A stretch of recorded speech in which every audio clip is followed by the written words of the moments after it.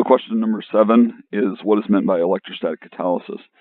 So there are really two ways that enzymes can affect electrostatic catalysis or carry out electrostatic catalysis. So, um, this break down, electrostatic catalysis. What are we actually looking at? All right, so we're looking at basically catalyzing a reaction by altering the strength of ionic interactions or by uh, creating new ionic interactions. All right, so the first way that we can do this is by actually strengthening ionic bonds within the active site more so than they would be floating around in solution. All right, well, one of the ways that we can change the strength of ionic interaction is by changing the dielectric constant of the environment inside of the active site. All right, so if basically if we have a lower dielectric constant, that means a low polarity environment. That's going to tend to increase the energetics of ion-ion attractions. All right, so one way that we can do this or decrease the polarity, one way is to have our active site have a lot of hydrophobic residues in it. Another way we can do this, is by excluding water from the active site, so creating an environment where only the substrates combine and water cannot. Right.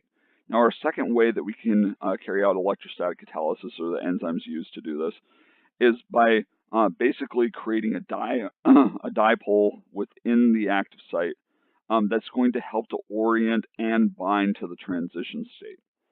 All right.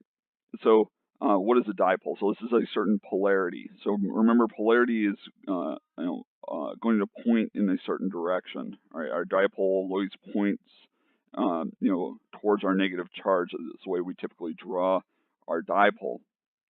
It's an arrow, a vector basically pointing towards our negative charge. All right.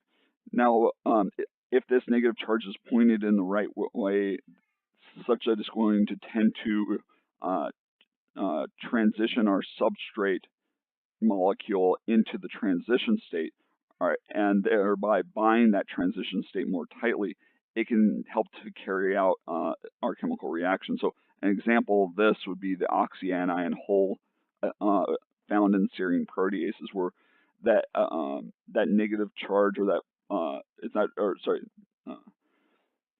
the dipole there, those hydrogen bonds that point into the oxyanion hole, they're not really binding to the ketone of our peptide bond, right? Rather, they're positioned to orient that oxygen once it's entered into its tetrahedral intermediate. So they're kind of pulling that oxygen atom into the tetrahedral intermediate form, right? Thereby carrying out electrostatic catalysis.